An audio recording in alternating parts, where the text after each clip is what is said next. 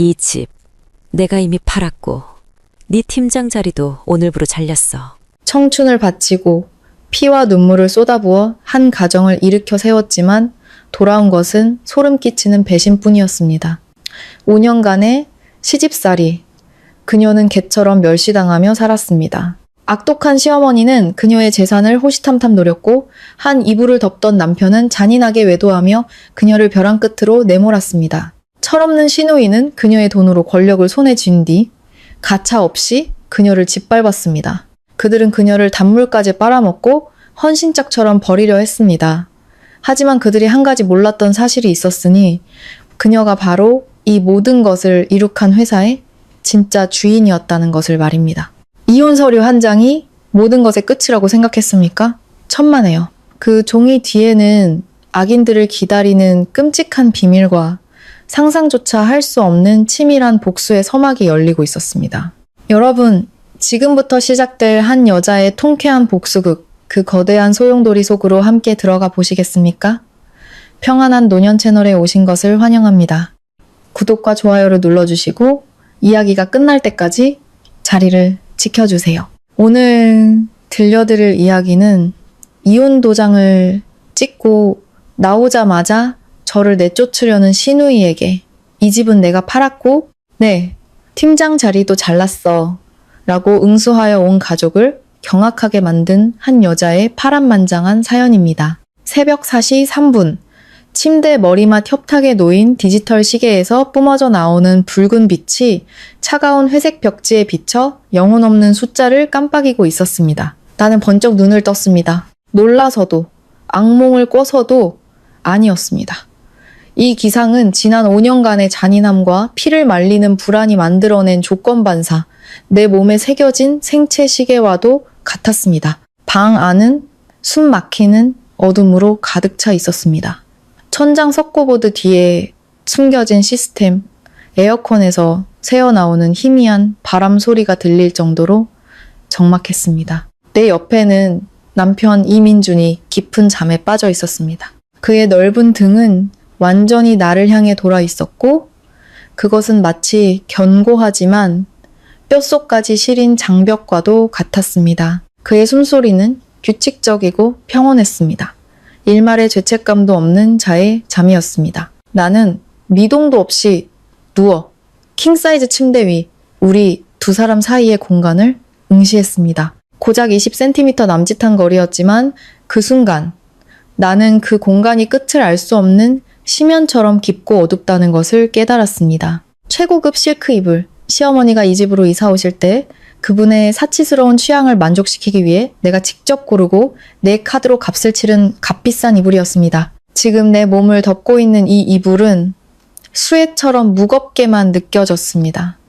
나는 조용히 숨을 들이마셨습니다. 민준의 베개에서 풍겨오는 톰포드 향수 냄새가 코를 찔렀습니다. 그가 일주일 내내 은근히 갖고 싶다고 흘렸던 한정판 향수. 결국 내가 아무 날도 아닌데 선물이라며 그의 화장대에 올려놓을 때까지 말입니다. 하지만 그 값비싼 우디향 속에서 오랜 불면의 밤들이 예민하게 만든 내 후각은 다른 냄새를 맡았습니다. 아주 옅고 희미했지만 내 위장을 경련시키기엔 충분한 냄새였습니다. 달콤하고 저렴한 경박한 장미향이었습니다. 그건 내 냄새가 아니었습니다. 이 집의 냄새는 더더욱 아니었습니다. 오싹한 소름이 발끝에서부터 정수리까지 타고 올라왔습니다.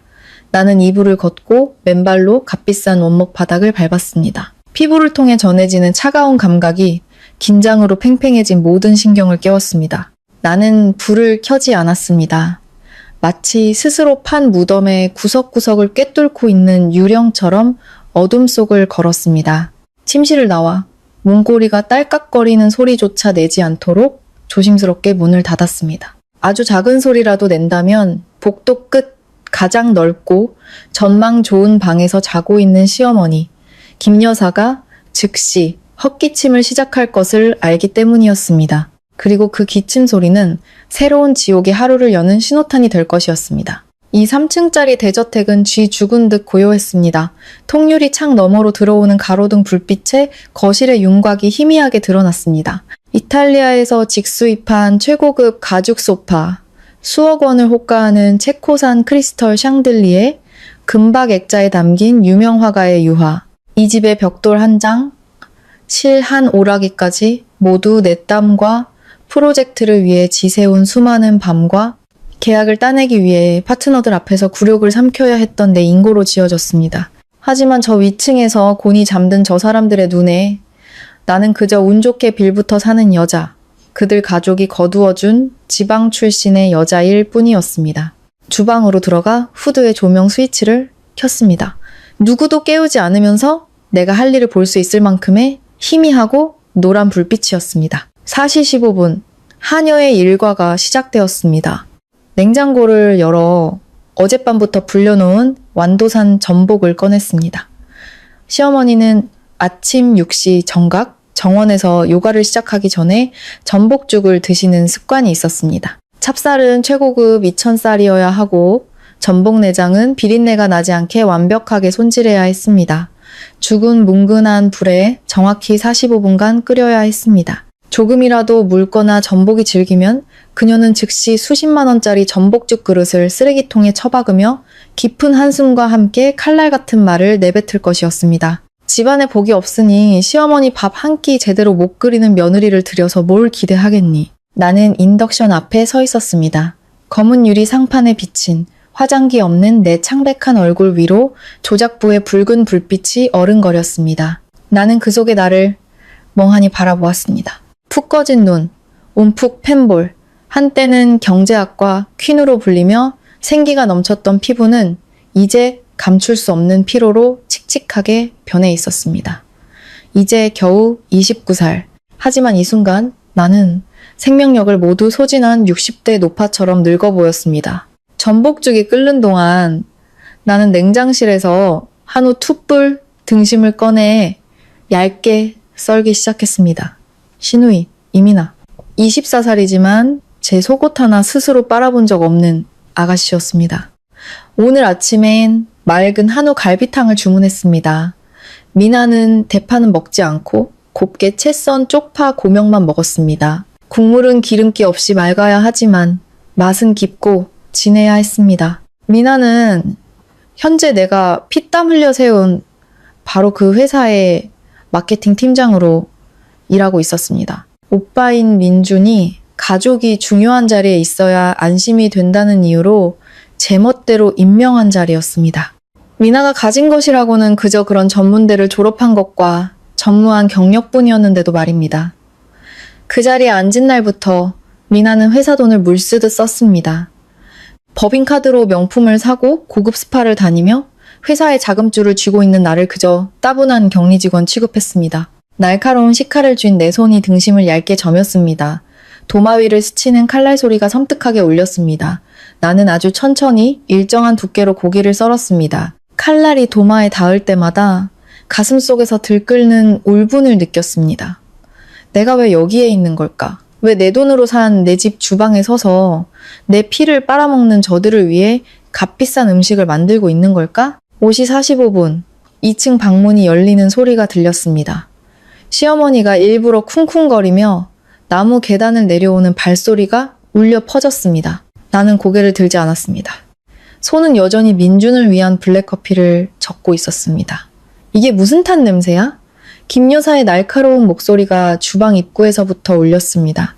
그녀는 최고급 실크 잠옷을 입고 이른 아침인데도 완벽하게 세팅된 머리를 한 채 주방으로 들어섰습니다. 그녀는 코를 막고 부엌 구석구석을 훑어보며 트집 잡을 먼지 한 톨이라도 찾아내려는 듯 날카로운 눈빛을 보냈습니다. 미나주 갈비탕에 넣을 고명용 마늘을 살짝 볶고 있었어요. 탄 냄새 아니에요, 어머님. 나는 감정 없는 목소리로 대답했습니다. 나는 이미 이 무표정한 가면 뒤에 모든 희로애락을 감추는 법을 터득했습니다. 김 여사는 식탁 위에 놓인 전복죽 그릇으로 다가와 숟가락으로 한번 휘저어보고는 짙게 문신한 눈썹을 찌푸렸습니다. 죽을 어떻게 끓였길래 이렇게 묽어? 내가 몇 번을 말했니? 찹쌀은 충분히 불렸다가 갈아서 넣어야 부드럽고 구수하다고. 내 귀는 머리에 장식으로 달고 다니는 거니? 그녀는 숟가락을 대리석 식탁 위에 쨍 소리가 나게 내던졌습니다. 고요한 아침의 정적을 깨는 날카로운 소음이었습니다. 나는 천천히 몸을 돌려 그녀의 얼굴을 마주 보았습니다. 찹쌀은 충분히 불렸고 죽의 농도는 완벽했습니다. 그녀도 그것을 알고 있었습니다. 그저 매일 아침 행하는 권력과시 의식을 치르고 있을 뿐이었습니다. 이 집에서 며느리인 내 위치가 얼마나 하찮은지를 상기시켜주는 의식이었습니다. 찹쌀 충분히 불려서 끓였어요, 어머님. 아주 구수해요. 식기 전에 드세요. 나는 여전히 커피잔을 쥔 채 말했습니다. 너무 꽉 쥔 나머지 손가락 마디가 하얗게 질려 있었습니다. 김 여사는 코웃음을 치며 식탁 의자에 앉았습니다. 어디서 말대꾸야. 민준이 회사가 좀 잘 나간다 싶으니까 아주 이 집안을 우습게 보는구나. 내가 분명히 말해두는데 우리 이씨 집안의 복이 아니었으면 너 같은 지방 출신 여자는 평생 이 집 문턱도 못 밟았어. 민준이 회사. 그 말이 그녀의 입에서 너무나 당연하게 흘러나왔습니다. MS텍. M은 민준, S는 내 이름 서연이었습니다. 초기 자본금은 돌아가신 부모님이 남겨주신 고향의 작은 집을 판 돈과 내가 친구들에게 빌린 돈으로 마련한 것이었습니다. 민주는 그저 대표이사라는 직함만 가졌을 뿐입니다. 그때 나는 임신 중이었고 과로로 인해 5개월 만에 아이를 유산했습니다. 나는 부사장으로 물러나 재무, 운영, 영업의 모든 것을 총괄했습니다. 민주는 그저 비싼 양복을 입고 골프를 치러 다니며 서류에 사인만 하면 그만이었습니다. 그런데 저 고급 전복죽을 떠먹고 있는 저 여자의 머릿속에서는 이 모든 것이 이씨 집안의 복 덕분이라는 것이었습니다. 나는 대꾸하지 않았습니다. 내 침묵은 그녀를 더욱 자극하는 듯 했습니다. 말을 하면 대답을 해야지. 우리 민준이는 밖에서 저렇게 힘들게 돈 벌어오는데 넌 집에서 고작 부엌길이나 하고 회사에서 푼돈 관리나 하면서 뭐가 그렇게 불만이야? 집안을 돌볼 줄도 모르고 애도 못 낳는 여자는 내다 버려도 시원찮아. 그녀의 마지막 말은 내 가슴속. 결코 아물지 않은 상처에 박힌 비수와도 같았습니다. 애도 못 낳는 여자.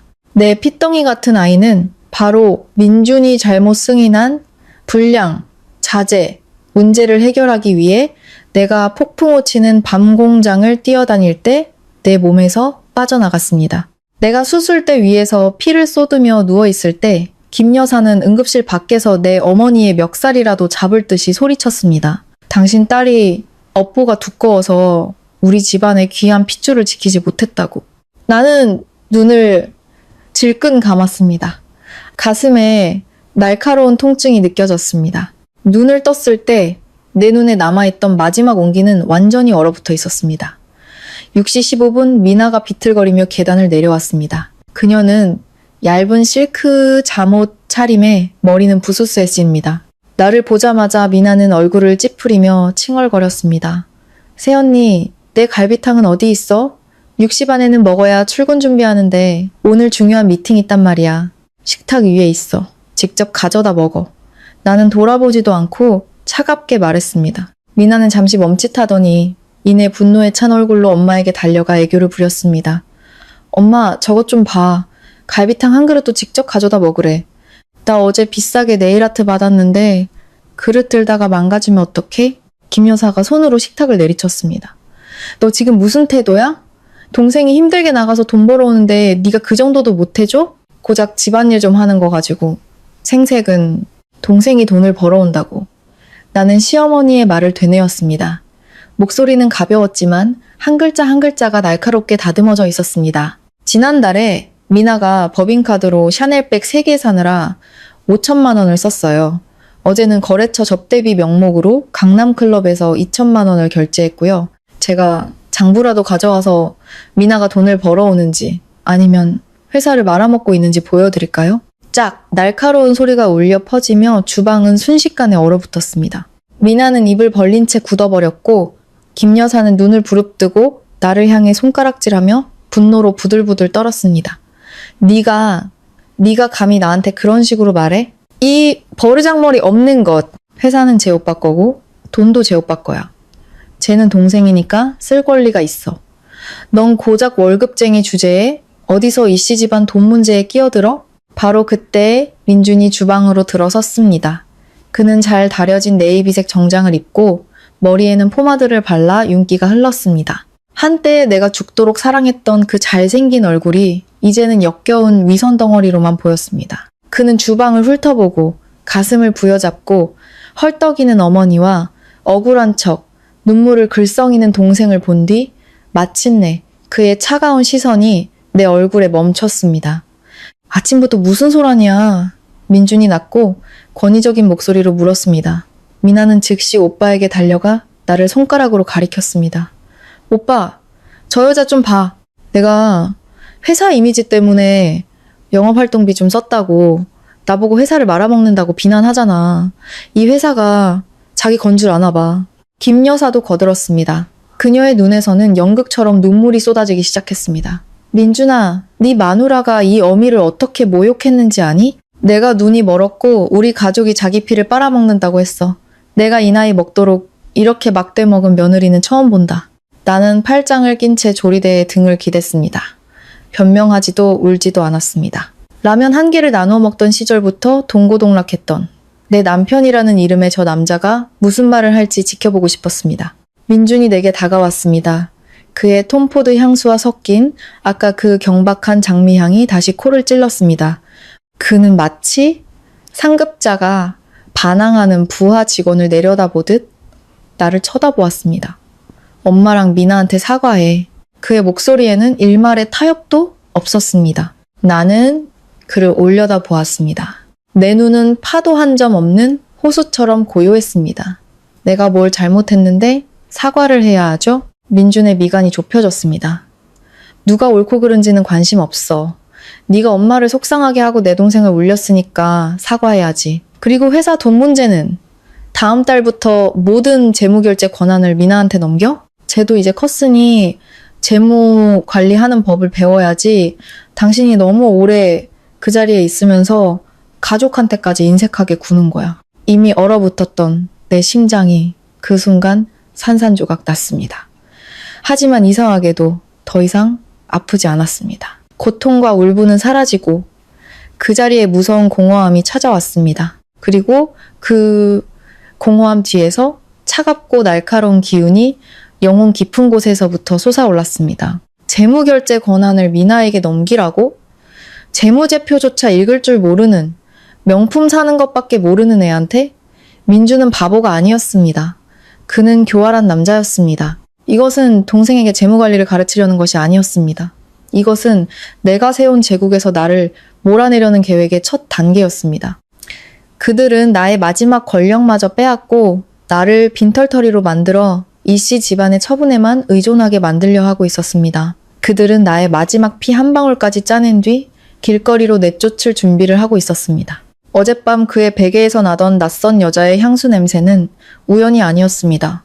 모든 것이 계획된 것이었습니다. 나는 천천히 아들 등 뒤에서 만족스러운 미소를 짓고 있는 김 여사를 보았습니다. 거만하게 턱을 치켜든 미나를 보았습니다. 그리고 나를 적으로 규정하고 가족을 보호하듯 내 앞을 가로막고 선 완벽한 남편 민준을 보았습니다. 내 얼굴 근육이 이완되며 입가에 희미하지만 평온한 미소가 번졌습니다. 좋아요. 나는 맑고 가벼운 목소리로 말했습니다. 당신이 그렇게 결정했다면 오늘 아침 회사에 가서 모든 결제 서명 권한과 은행 OTP를 미나에게 인수인계할게요. 내 순순한 동의에 세 사람은 잠시 멈칫했습니다. 민주는 내 얼굴에서 반항의 기미나 음모를 찾으려는 듯 눈을 가늘게 떴지만 아무것도 발견하지 못했습니다. 오직 텅 빈 복종만이 있었습니다. 김 여사는 흡족한 듯 웃으며 민준의 어깨를 두드렸습니다. 그래, 저렇게 강하게 나가야 말을 듣지. 시집 온 여자는 남편 성을 따라야 하는 법이야. 남편 재산도 시댁 재산인 줄 알아야지. 미나는 민준의 팔에 매달리며 애교를 부렸습니다. 오빠가 최고야. 이따 나 회사까지 태워다 줘. 내 차 어제 정비 맡겼단 말이야. 민준은 고개를 끄덕이고는 내게 무심한 한마디를 던졌습니다. 내 옷 준비해. 오늘 이사회 회의 있어. 그들은 거실로 나가며 나를 차가운 주방에 홀로 남겨두었습니다. 회사 돈을 어떻게 쓸지에 대한 들뜬 웃음소리가 들려왔습니다. 그들은 내 존재를 완전히 잊어버린 듯 했습니다. 이 주방에 서 있는 여자가 바로 그 회사의 생사 여탈권을 쥔 진짜 두뇌라는 사실을 까맣게 잊은 채 나는 싱크대로 가 수돗물을 세차게 틀었습니다. 차가운 물줄기가 내 손에 쏟아지며 마지막 남은 감각을 씻어냈습니다. 검은색 벽면 유리에 비친 내 모습을 보았습니다. 내 입가에 천천히 미소가 피어올랐습니다. 체념의 미소가 아니었습니다. 그것은 심연의 바닥에 닿은 자가 벼랑 위에 서 있는 모든 자들을 함께 끌어내리기로 결심한 자의 미소였습니다. 회사 계좌를 관리하고 싶다고? 좋아. 이 집을 갖고 싶다고? 좋아. 나를 내쫓고 싶다고? 얼마든지. 하지만 환상 속의 승리에 취해 있는 저 가련한 자들은 모르겠지. 현재 회사 계좌는 곧 만기가 돌아오는 거액의 마이너스 대출을 안고 있다는 사실을, 이 저택은 이미 3개월 전 유령 프로젝트의 담보로 은행에 잡혀 있다는 사실을, 그리고 민준의 외도 증거, 미나의 회사 자금 유용 내역, 민준이 나에게 강요했던 탈세 행위의 모든 증거들이 이미 내가 시한폭탄처럼 차곡차곡 정리해 두었다는 사실을. 오늘 아침 미나에게 OTP를 넘겨주는 것은 그녀의 목에 스스로 올가미를 걸어주는 것과 같았습니다. 곧 터질 모든 금융 범죄에 대한 형사 책임을 그녀가 공식적으로 지게 되는 순간이었습니다. 물소리는 여전히 요란했고 거실의 웃음소리는 귀를 찔렀습니다. 게임은 이제부터 시작이었습니다. 그리고 나는 이 집안의 그 누구에게도 눈물 흘릴 기회조차 주지 않을 것이었습니다. 나는 수도꼭지를 잠그고 수건으로 천천히 손가락 하나하나를 닦았습니다. 이 순간부터 내가 하는 모든 행동, 내딛는 모든 걸음은 기계처럼 정확하게 계산된 수였습니다. 내가 주방에서 나왔을 때 민주는 복도 거울 앞에서 넥타이를 고쳐 매고 있었습니다. 5주년 결혼기념일에 내가 선물한 것, 바로 내가 밤을 새워 재무보고서를 검토하며 번 돈으로 산 것이었습니다. 김 여사는 미나의 가방에 전복죽 한 통을 더 챙겨주며 사장은 피곤하니 잘 챙겨 먹어야 한다고 속삭이고 있었습니다. 나를 본 민주는 거울 너머로 힐끗 쳐다보며 무미건조하게 말했습니다. 빨리 해. 회의셔. 오늘 미나한테 중요한 날이야. 나는 말없이 고개를 끄덕이고 내 검은색 가죽 가방을 들었습니다. 오늘따라 가방이 유난히 무겁게 느껴졌습니다. 그 안에는 이 가족이 그토록 탐내던 모든 권력과 그들의 어리석음에 대한 사형 선고문이 함께 들어있었기 때문입니다. 회사로 가는 차 안의 공기는 숨 막힐 듯 했습니다. 나는 투명 인간이 된 듯 했습니다. 민준이 운전했고 미나는 조수석에 앉아 끊임없이 라디오 채널을 돌리며 스마트폰을 만지작거렸습니다. 그녀는 회계팀이 너무 융통성이 없다며 지출 하나하나에 영수증을 요구하는 것이 얼마나 번거로운지 떠들어댔습니다. 사장이 돈을 쓰겠다는데 꼭 허락을 받는 것 같다고 투덜거렸습니다. 민주는 맞장구를 치며 그녀의 날카로운 지적에 감탄했습니다. 뒷좌석에 앉은 나는 조용히 창밖을 바라보았습니다. 내 입가에 다시 희미한 미소가 떠올랐습니다. 마음껏 불평하렴. 내가 지난 3년간 구축한 그 번거로운 절차들이 이 허술한 가족 회사를 세무당국의 감시로부터 보호해준 유일한 방패였다는 것을 너희는 영원히 모를 테니 이제 나는 내 손으로 그 방패를 치워줄 참이었다. 사무실에 도착하자마자 내가 회사 설립 초기부터 사용했던 재무총괄 이사실로 들어섰습니다. 미나는 곧장 내 책상 뒤에 고급 가죽 의자에 몸을 던지고는 한 바퀴 빙 돌고 나서 거만한 눈빛으로 나를 올려다보았습니다. 언니, 개인 물품 치워요. 오늘부터는 제가 여기 앉을 거니까. 민주는 문에 기댄 채 팔짱을 끼고 서 있었습니다. 아내가 부당하게 자리를 빼앗기는 이 상황이 너무나 당연하다는 듯한 태도였습니다. 빨리 치워. 당신은 저쪽 경영지원팀 구석에 있는 빈자리로 옮겨. 이제 중요한 업무는 없으니 개인 사무실은 필요 없잖아. 나는 순순히 고개를 끄덕였습니다. 가방에서 작은 상자를 꺼냈습니다. 그 안에는 은행 OTP 카드와 보안 카드가 들어있었습니다. 나는 그것을 책상 위에 놓고 미나 쪽으로 밀었습니다. 여기 OTP랑 비밀번호 그리고 민준 씨가 요청한 결제 도장 찍힌 서류들이에요. 내부 회계 시스템 로그인 정보는 이메일로 보냈어요. 이제부터 모든 지출 결의는 팀장님이 전적으로 결정하시면 돼요. 미나의 눈이 탐욕으로 번뜩였습니다. 그녀는 OTP를 낚아채듯 집어들고 보물처럼 어루만졌습니다. 진작 이렇게 고분고분했어야지. 언니는 그냥 조용히 아내 노릇이나 해요. 돈 버는 건 우리 이씨 남매가 알아서 할 테니까. 나는 그녀를 보았습니다. 아주 잠시 연민이 스쳤지만 이내 차가운 냉정함으로 그 감정을 덮어버렸습니다. 그 OTP를 받아들며 미나는 자신이 20억 원의 미납 세금과 45일 내로 만기가 돌아오는 150억 원의 마이너스 대출을 안고 있는 자본 잠식 상태의 회사의 법적 책임자가 되었다는 사실을 꿈에도 몰랐습니다. 그녀가 손에 쥔 그 권력은 사실 그녀의 머리 위로 떨어지고 있는 단두대의 칼날이었습니다. 나는 15분 만에 개인 물품을 작은 상자에 담았습니다. 미련도 아쉬움도 없었습니다. 내가 사무실을 나설 때 미나의 책상에서는요, 란한 마우스 클릭 소리가 들려왔습니다. 아마 새로운 자리를 자축하기 위해 쇼핑할 돈을 이체하고 있는 것이겠지요. 그러나 나의 비극은 회사에서 끝나지 않았습니다. 진짜 숨 막히는 순간은 집에 돌아왔을 때 시작되었습니다. 회사에서의 권력 박탈은 시어머니 김 여사가 이 집에서 완전한 독재 체제를 구축하도록 허락하는 신호탄과도 같았습니다. 그날 저녁 집에 들어서자 김 여사는 거실 소파에 앉아 수첩과 계산기를 앞에 두고 있었습니다. 왔니? 씻고 이리 와서 앉아봐. 할 말 있다. 그녀는 고개도 들지 않고 명령조로 말했습니다. 나는 그녀가 시키는 대로 했습니다. 30분 후 내가 맞은편에 앉아 김 여사는 수첩을 내 쪽으로 밀었습니다. 그 안에는 지난달의 전기세, 수도세부터 시작해 채소 한 단, 고기 한 근가까지 모든 지출 내역이 빽빽하게 적혀 있었습니다. 이제 넌 더 이상 재무총괄이 아니잖니.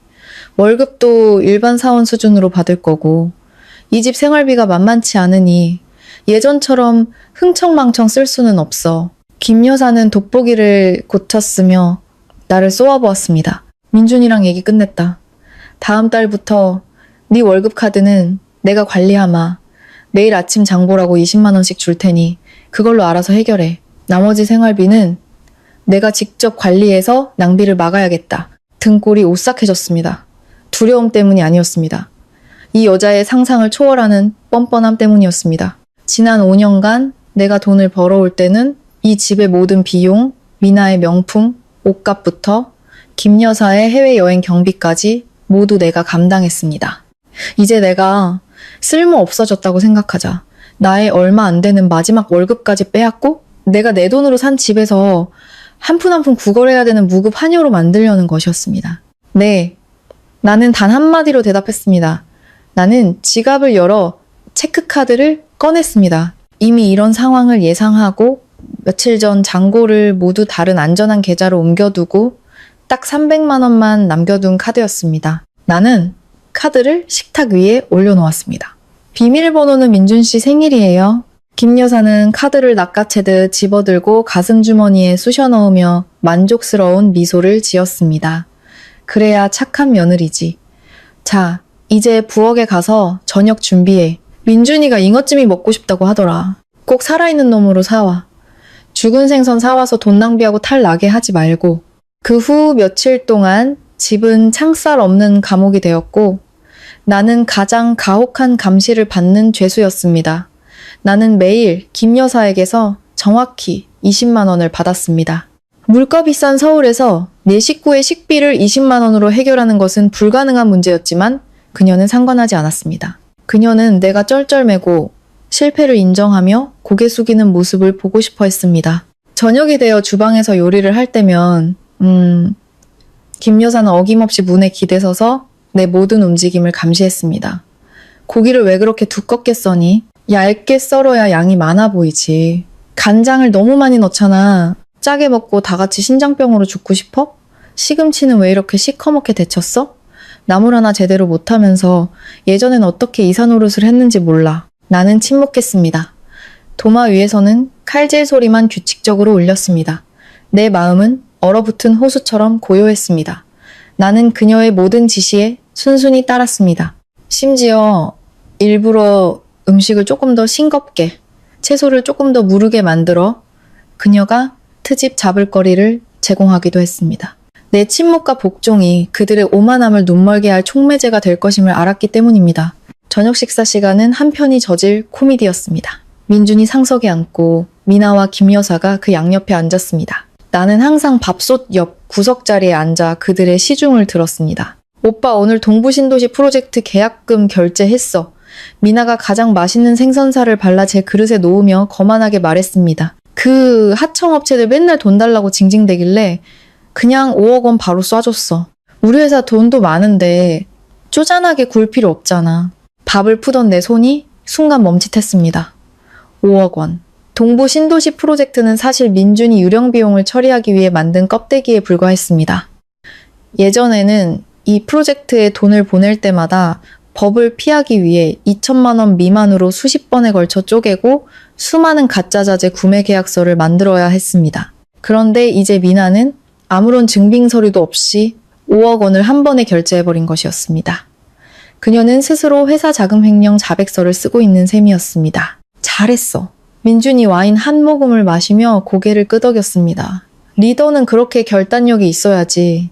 누구처럼 맨날 원칙 타령만 하면서 일 진행을 막는 게 아니라 김 여사는 흐뭇하게 웃으며 민준에게 고기 한 점을 집어주었습니다. 내가 그랬지. 우리 이씨 집안 유전자는 장군감이라고.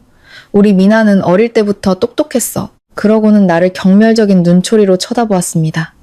남편 돈이나 축내는 빌어먹을 것들은 그냥 입 다물고 이 집안 시중이나 잘 들면 되는 거야. 나는 밥 한 술을 입에 넣고 천천히 씹었습니다. 승리에 도취된 세 사람의 얼굴을 차례로 훑어보았습니다. 영원을 맹세했던 남편, 수십억 계약을 따왔을 땐 보물이라 치켜세우던 시어머니, 내 헌옷을 얻어입던 시누이, 나는 그들의 모습을 망막에 뇌리에 깊이 새겼습니다. 그들의 모욕은 더 이상 나를 아프게 하지 못했습니다. 오히려 내 안의 냉정함과 치밀함을 더욱 날카롭게 벼리는 자극제가 되었습니다. 숨 막히는 상황은 계속되었습니다. 김 여사는 내 사적인 공간까지 침범하기 시작했습니다. 그녀는 내가 아끼는 와인과 영양제를 보관해둔 창고 열쇠를 빼앗으며 말했습니다. 넌 이제 백수나 다름없으니 소박하게 먹어. 몸에 좋은 거는 돈 버는 사람들이 먹어야지. 더 최악인 것은 서울에 폭염이 닥쳤을 때였습니다. 김 여사는 우리 부부 침실의 에어컨 리모컨을 멋대로 가져가 버렸습니다. 전기세가 너무 많이 나와. 민준이는 밖에서 일하느라 힘드니 밤에만 켜면 돼. 넌 집에서 노는데 좀 덥다고 죽기야 하겠니? 낮에는 창문 열고 자연바람 쐬어. 그녀는 방문 앞에서 차가운 말을 내뱉고는 제 방으로 들어가 버렸습니다. 한여름 6월의 대낮, 우리 침실은 찜질방으로 변했습니다. 지붕의 열기가 그대로 내려와 숨이 턱턱 막혔습니다. 나는 침대 가장자리에 앉아 있었습니다. 땀으로 등과 옷이 흠뻑 젖었습니다. 낡은 선풍기는 삐걱거리며 뜨거운 바람만 내뿜었습니다. 하지만 나는 방을 나가지 않았습니다. 커튼을 친 어둠 속에서 나는 개인 노트북을 켜고 있었습니다. 고도의 보안 프로그램을 통해 나는 여전히 회사 서버에 접속하고 있었습니다.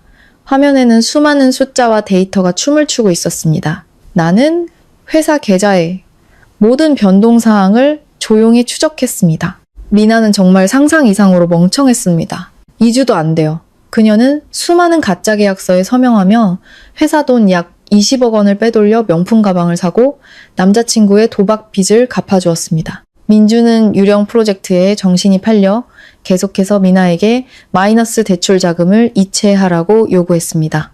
그들의 모든 접속 기록, 이체 내역, 가짜 전자세금 계산서 발행 기록까지 나는 전부 백업하여 암호화한 뒤 해외 클라우드 서버에 저장했습니다.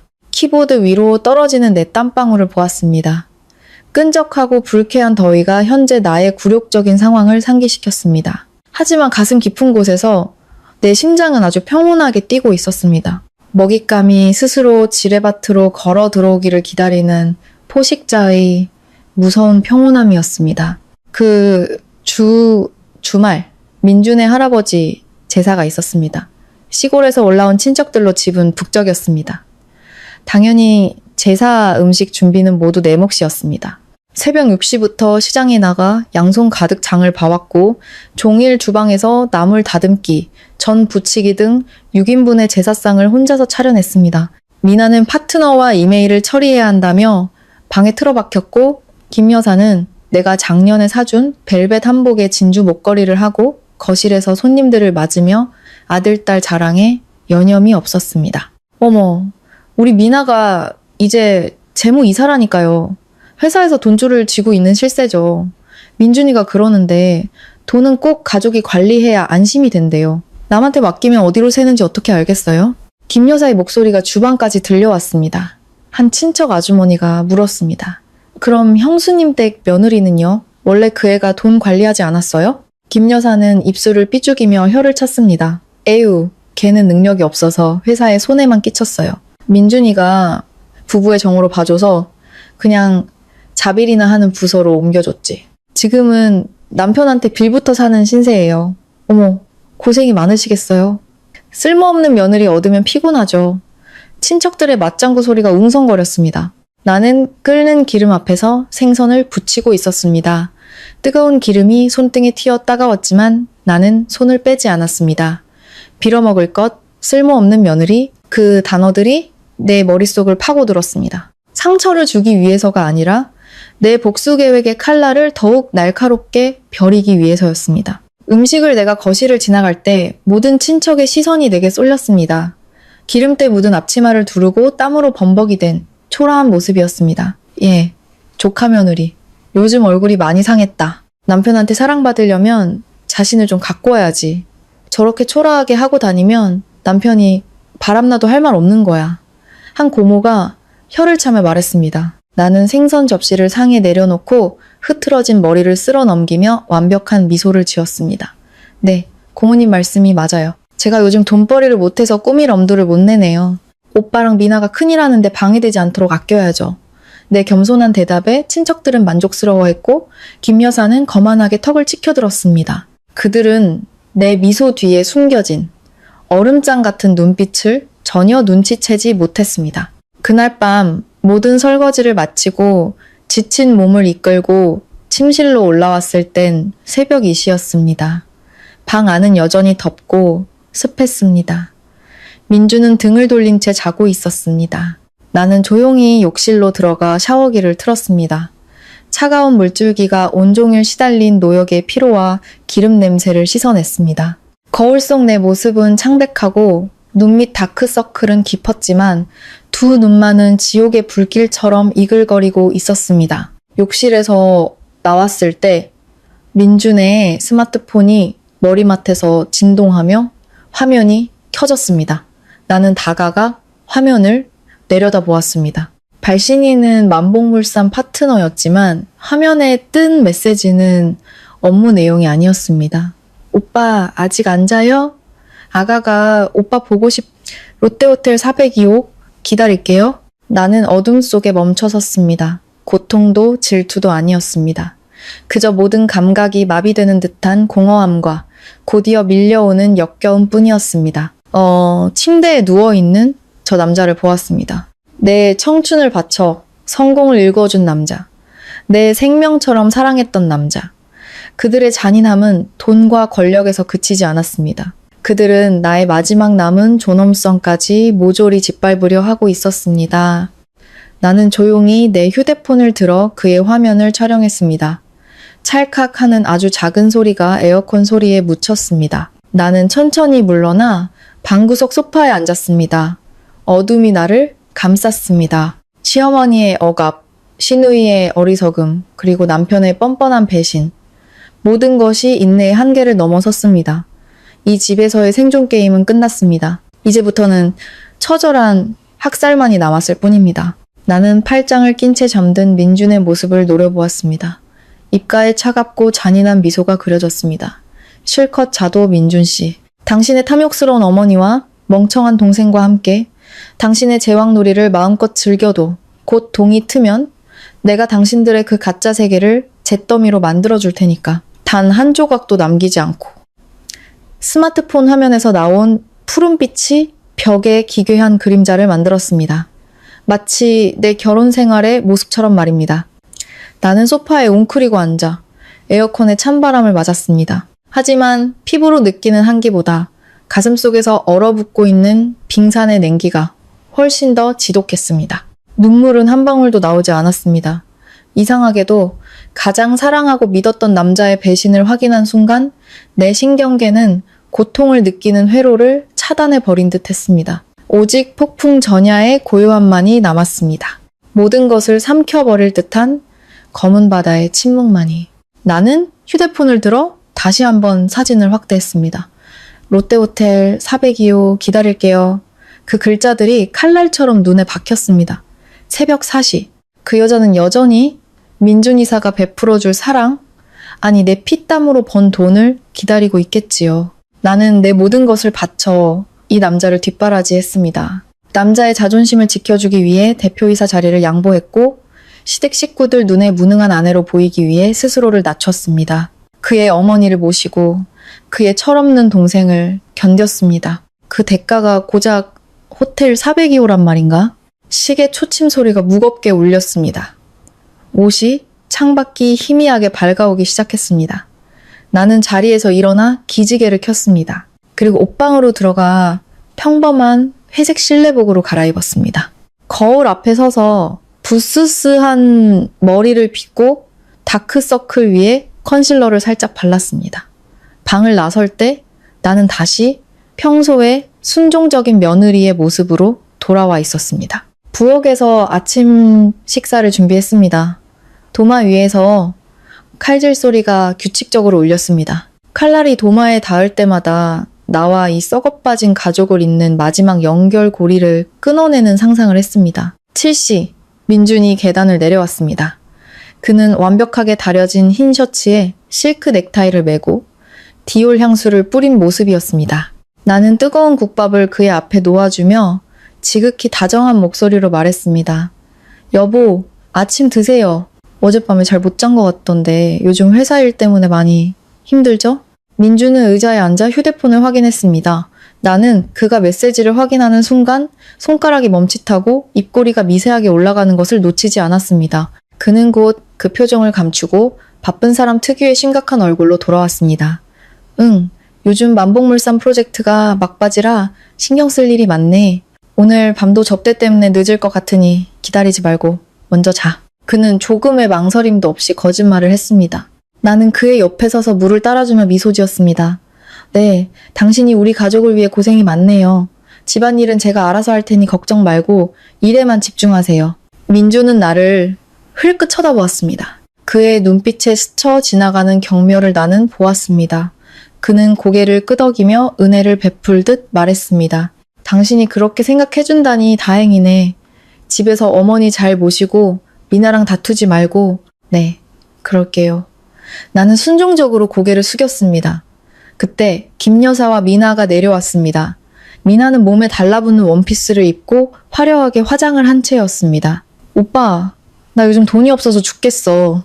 지난달에 샤넬백 사느라 카드값이 너무 많이 나왔는데 오빠가 좀 보태줘. 김 여사도 거들었습니다.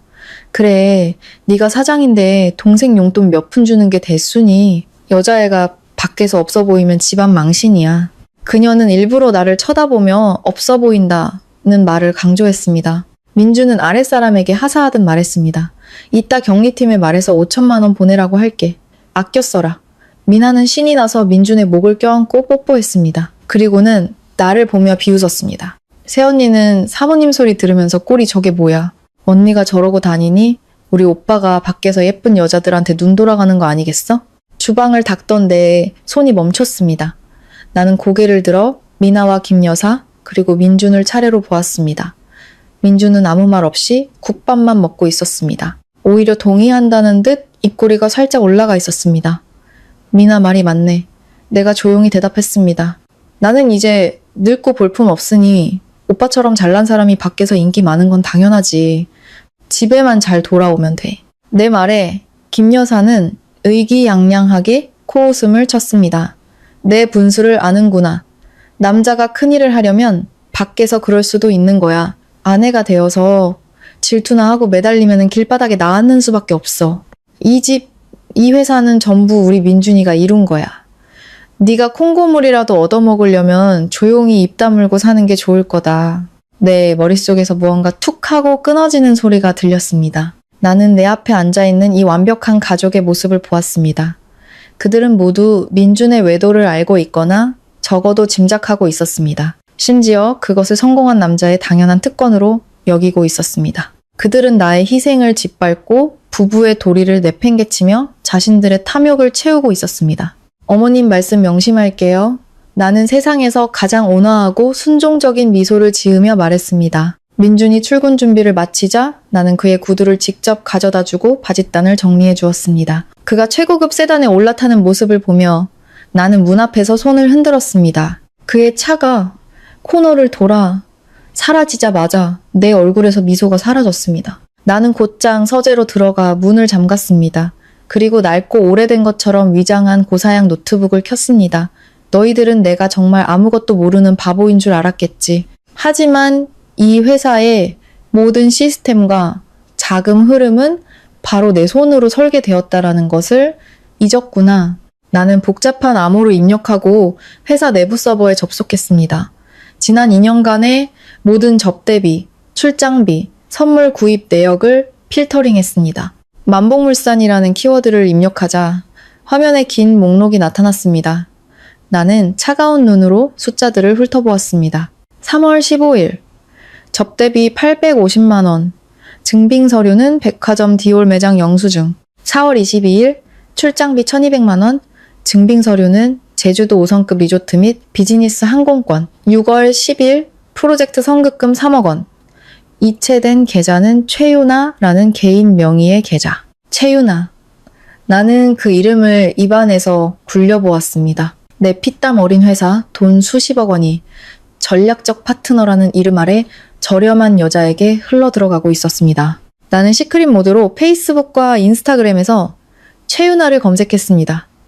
곧 수만 명의 팔로워를 가진 계정이 나타났습니다. 그곳은 비키니 사진과 사치스러운 파티, 명품으로 가득 차 있었습니다. 어젯밤 올라온 가장 최신 게시물을 클릭했습니다. 호텔 침대 위에서 찍은 사진. 오늘 밤 우리 오빠는 아가의 사랑 프로젝트 때문에 바쁘네. 힘든 우리 이사님이라는 글과 함께. 그리고 사진 한쪽 구석. 침대 협탁 위에는 내가 결혼기념일 선물로 사준 롤렉스 시계가 놓여 있었습니다.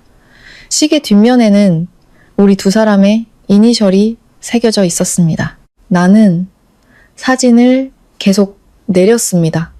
그리고 한 사진 앞에서 손가락이 굳어버렸습니다.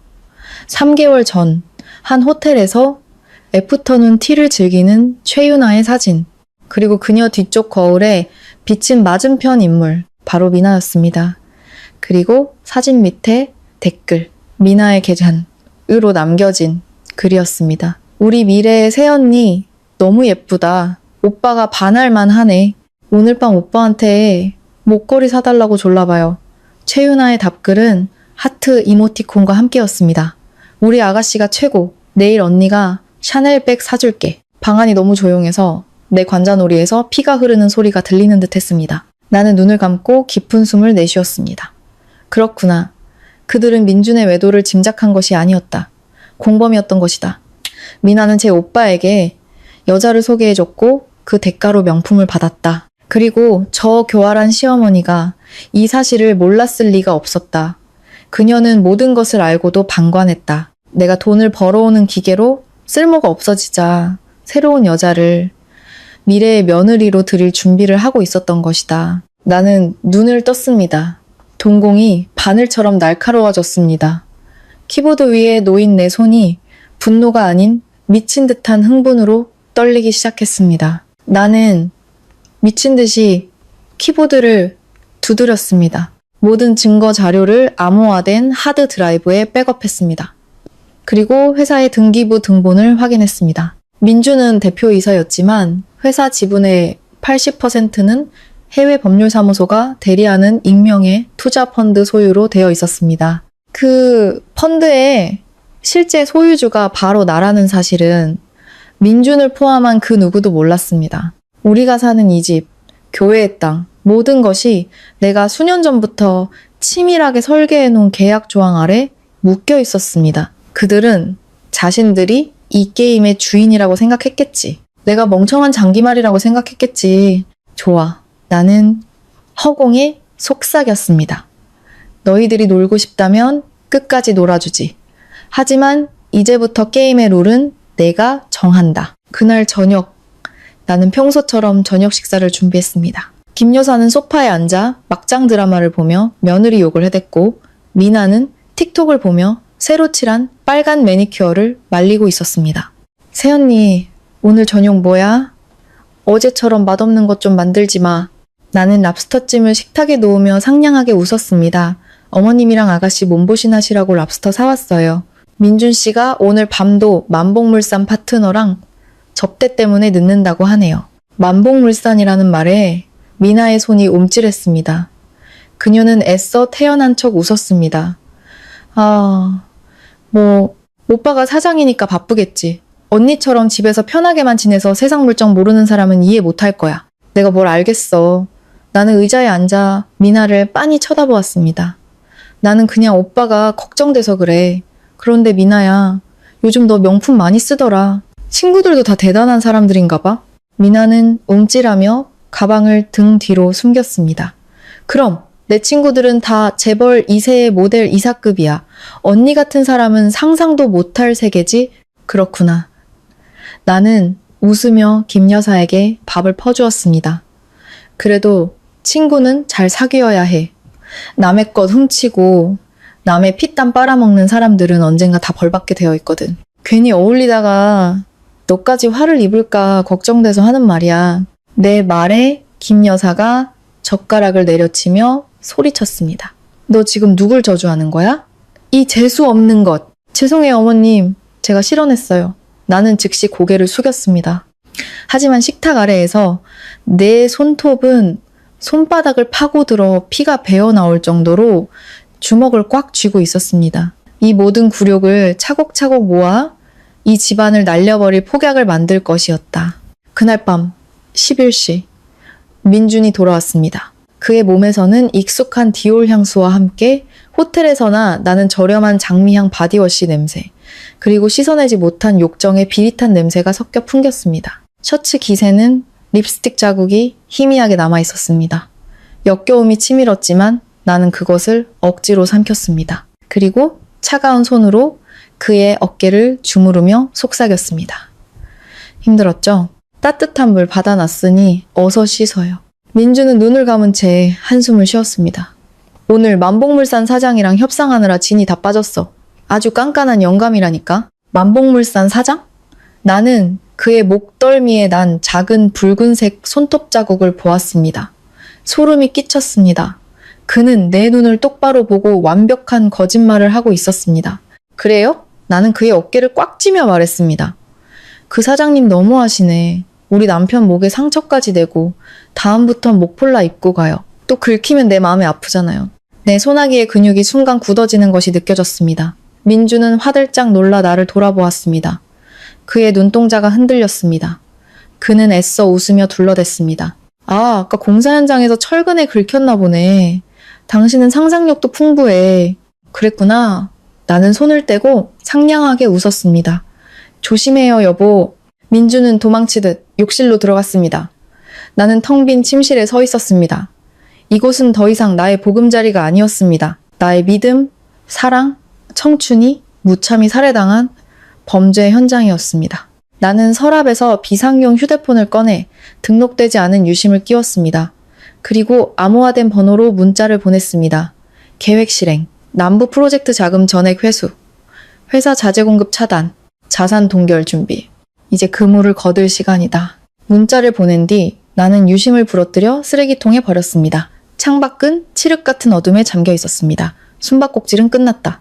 너희들의 안락한 거짓 낙원을 즐길 시간도 얼마 남지 않았어. 내가 직접 작동시킨 단두대가 이제 서서히 올라가고 있으니까.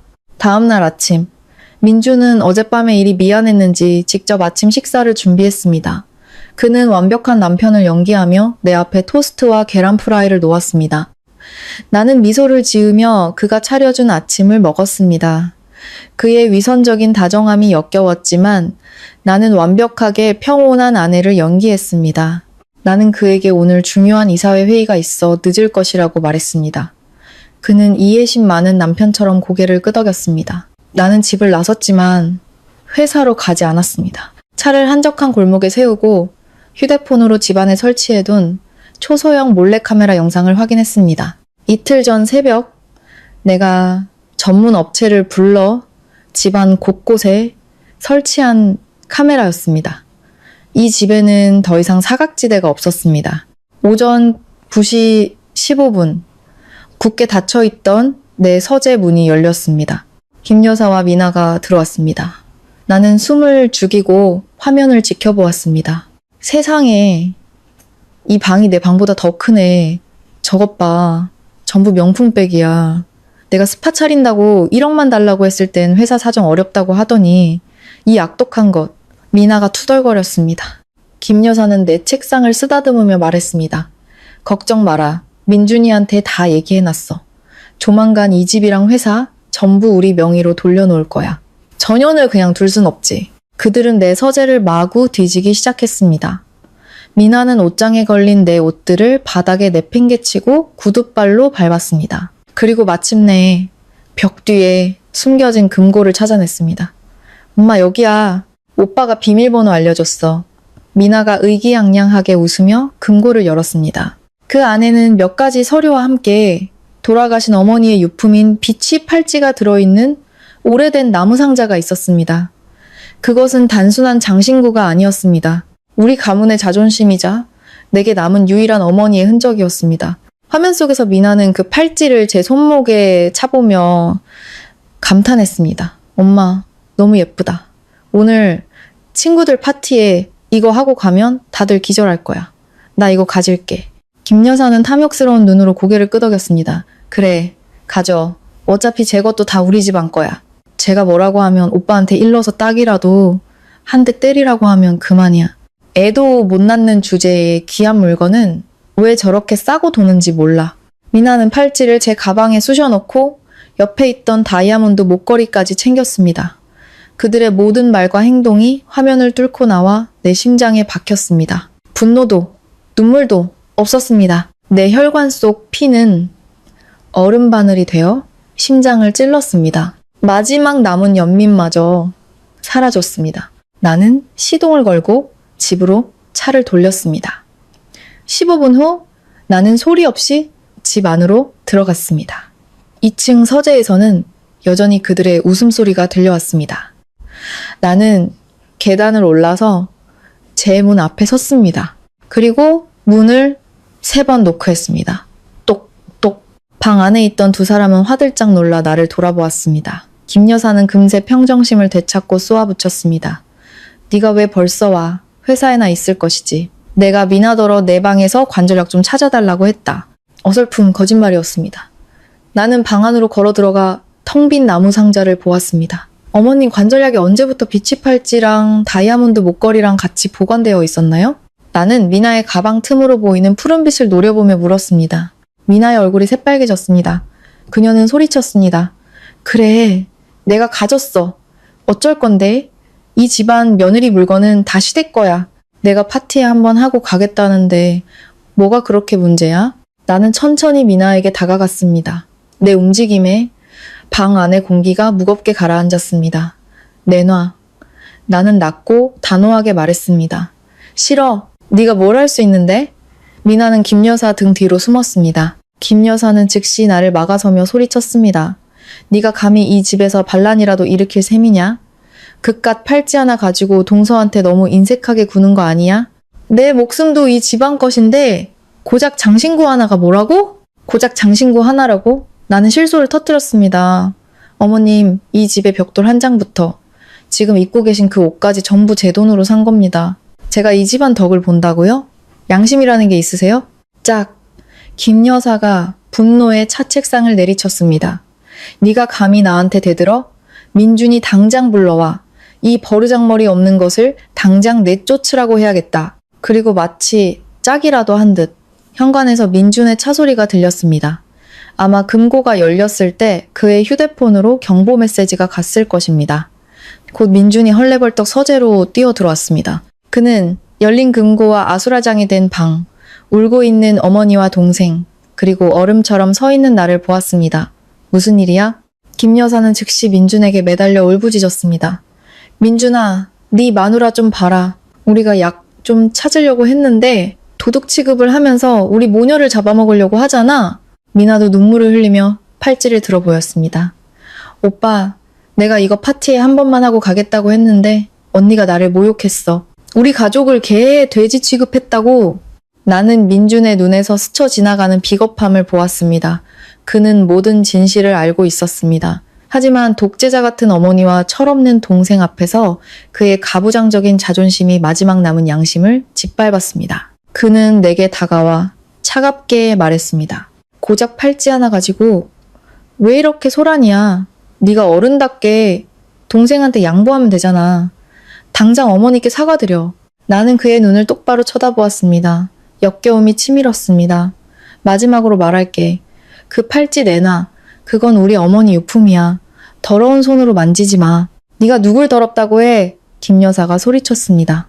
나는 미나에게서 팔찌를 빼앗으려 손을 뻗었습니다. 바로 그 순간 민준의 손이 내 손목을 낚아챘습니다. 그의 손아귀 힘은 엄청났습니다. 네가 지금 뭐 하는 거야? 이 집안이 너를 얼마나 참아줬는지 알아? 네가 돈 좀 번다고 여왕이라도 된 줄 알아? 오늘 내가 네 버르장머리를 고쳐주겠다. 그는 내 팔을 비틀며 어깨를 강하게 밀쳤습니다. 나는 균형을 잃고 뒤로 넘어지며 옆구리를 책상 모서리에 강하게 부딪혔습니다. 쿵 하는 소리와 함께 찢어지는 듯한 고통이 온몸으로 퍼졌습니다. 나는 바닥에 쓰러져 신음했습니다. 방 안은 순간 정적이 흘렀습니다. 나는 고통 속에서 천천히 고개를 들었습니다. 민주는 당황한 듯 했지만 이내 다시 오만한 표정을 지었습니다. 김 여사와 미나는 통쾌하다는 듯한 미소를 짓고 있었습니다. 미나는 내 어머니의 팔찌를 전리품처럼 흔들고 있었습니다. 그래, 저렇게 해야 정신을 차리지. 미나야, 내려가서 파티 갈 준비해. 저 미친 여자는 신경 쓰지 말고. 그들 3명은 나를 바닥에 내버려 둔 채 방을 나갔습니다. 나는 차가운 바닥에 누워 있었습니다. 눈물은 나오지 않았습니다. 굴욕과 고통의 감각은 사라지고 무서운 평온함만이 남았습니다. 그들의 폭력은 나를 묶고 있던 마지막 끈을 완전히 끊어버렸습니다. 나는 이를 악물고 일어섰습니다. 그리고 거울 속에 나를 보았습니다. 헝클어진 머리, 창백한 얼굴. 하지만 그 눈은 더 이상 예전의 눈이 아니었습니다. 그것은 사형 집행인의 눈이었습니다. 나는 책상으로 돌아가 바닥에 떨어진 휴대폰을 주웠습니다. 그리고 몰래 카메라 앱을 열어 방금 전에 모든 상황이 녹화된 12분짜리 영상을 클라우드에 저장했습니다. 폭행, 절도, 모욕, 이 모든 것이 담긴 영상이었습니다. 나는 그것을 암호화하여 즉시 변호사에게 전송했습니다. 그리고 변호사에게 전화를 걸었습니다. 진 변호사님, 저예요. 모든 법적 절차를 개시해주세요. 재산 은닉 절차 시작하고 이혼 소송 준비해주세요. 사유는 가정폭력과 외도입니다.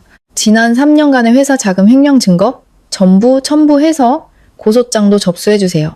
그리고 가장 중요한 것, 반석그룹에서 이민준의 모든 권한을 즉시 정지시켜주세요. 이제 저들을 굶겨 죽일 시간입니다. 전화를 끊고 나는 옆구리에 통증을 느꼈습니다. 셔츠를 걷어 올리자 시퍼런 멍이 들어있었습니다. 나는 그 상처를 여러 각도에서 촬영해 가정폭력 증거 추가라는 제목으로 변호사에게 다시 이메일을 보냈습니다. 나는 어둠 속에 숨어 거실에서 들려오는 그들의 대화를 녹음했습니다. 역시 한번 손봐주니까 조용해지네. 저녀는 내가 약이야. 시어머니의 목소리였습니다. 오빠, 너무 약했어. 진작에 저 집 명의도 뺏어왔어야지. 신우이의 목소리. 그리고 남편. 걱정 마. 이 집도, 저 회사도 곧 다 내 것이 될 거야. 내가 비자금도 충분히 만들어놨어. 때가 되면 전연을 빈손으로 내쫓을 거다. 그들의 모든 대화는 내 손안의 녹음기에 고스란히 담겼습니다. 나는 밤새 잠들지 않았습니다. 컴퓨터 앞에 앉아 지난 3년간 민준이 빼돌린 470억 원의 횡령 내역을 모두 정리했습니다. 그 돈이면 남은 평생을 감옥에서 썩기에 충분할 것이었습니다. 모든 증거를 정리해 외부 회계감사팀과 수사기관에 넘길 준비를 마쳤습니다. 그리고 지난 몇 달간 내가 민준을 속여 받아낸 위임장을 이용해 이 집의 소유권을 완전히 내 이름으로 돌려놓은 뒤 부동산 재벌에게 팔아넘기는 계약을 완료했습니다. 집이 팔렸다는 사실을 그들은 꿈에도 모르고 있었습니다. 신우이가 30억 원짜리 홍보 예산안을 들고 왔을 때도 나는 웃으며 결제해 주었습니다. 그리고 바로 인사팀에 전화해 그녀의 해고를 지시했습니다. 횡령 혐의로 고발장도 함께 준비시켰습니다. 그리고 마지막으로 6개월 전부터 고용한 흥신소에서 보내온 봉투를 열었습니다. 그 안에는 민준과 그의 내연녀의 사진, 동영상, 그리고 내연녀의 임신 진단서까지 들어있었습니다. 그녀는 아들을 임신한 상태였습니다. 그 470억 원은 새로운 가정을 꾸리기 위한 자금이었던 것입니다. 나는 그 모든 증거 자료를 언론사와 주요 온라인 커뮤니티에 예약 발송 설정해두었습니다. 발송 시간은 바로 오늘 오전 8시. 모든 준비는 끝났습니다. 지난 9일간 나는 완벽하게 순종적인 아내를 연기했습니다.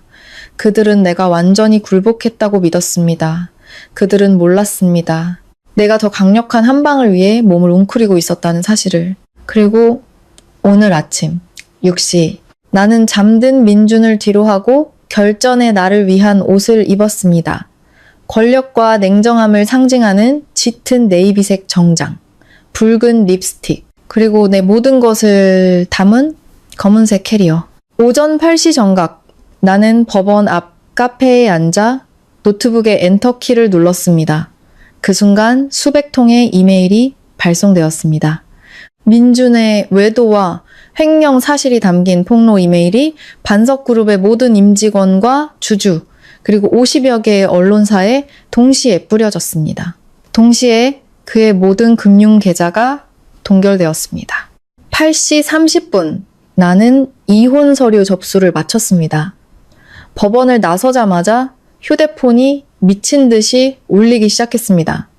남편의 전화와 문자가 빗발쳤습니다. 너 어디야? 이게 다 무슨 짓이야?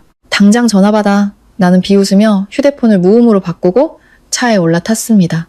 이제 저택으로 돌아가 내가 연출한 비극의 마지막 장면을 감상할 시간이었습니다. 9시 15분, 저택의 문을 열고 들어서자 집 안은 아수라장이었습니다. 깨진 유리 조각과 울부짖음, 절규가 뒤섞여 있었습니다. 내가 현관의 모습을 드러내자 모든 소음이 녹았습니다. 핏발선 세 쌍의 눈이 나를 향했습니다. 머리가 헝클어진 채 땀으로 범벅이 된 민준, 얼굴이 새하얗게 질려 숨도 제대로 못 쉬는 김 여사, 그리고 눈물과 화장으로 얼굴이 범벅이 된 미나. 미나가 미친 사람처럼 내게 달려들었습니다. 네가 무슨 짓을 한 거야? 왜 내 계좌가 막히고 왜 회사에서 나를 해고하는데? 말해. 그녀가 내 멱살을 잡으려 했지만 나는 가볍게 그녀의 손을 쳐냈습니다. 그리고 얼음처럼 차가운 목소리로 방 안의 모든 사람에게 선고를 내렸습니다. 이 집 내가 이미 팔았고 내 팀장 자리도 오늘부로 잘렸어. 방 안은 절대적인 침묵에 휩싸였습니다. 김 여사는 숨을 헐떡이며 물었습니다. 네가 무슨 권리로? 이 집은 민준이 거고 회사도 민준이 거야. 나는 가방에서 서류 뭉치를 꺼내 테이블에 던졌습니다. 어머님은 아드님이 서명하라고 내미는 서류는 읽어보지도 않으시나 보죠.